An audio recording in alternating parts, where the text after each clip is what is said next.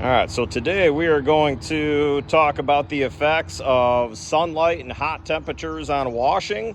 This is my car, black paint. It's been parked outside all morning. It's about 75, getting into the 80s here in Michigan. And let's see what the surface temps look like. So, wow, so about 170 degrees. So most soaps, most chemicals that you're going to use for washing have a flash point right around 140, 150. Anything above that, your soap molecules start to fall apart and you run the risk of surfaces drying up.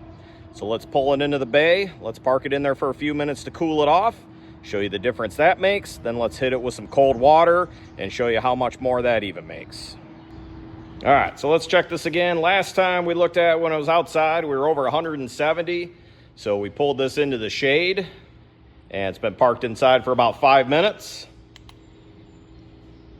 And even making that much of a difference, just going from the direct sun to the shade, we drop down to 117. Give me a second, and then we'll show you.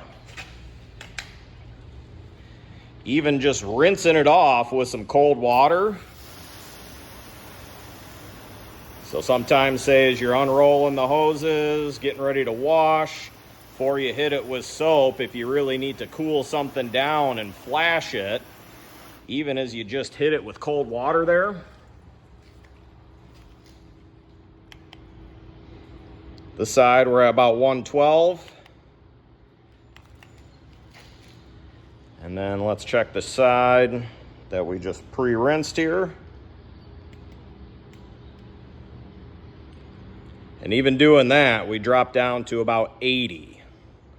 So again, even just pre-wetting it down, we drop that much more. That's going to give you more dwell time before your soap dries up, especially if you're using an aggressive pre-soak on the glass.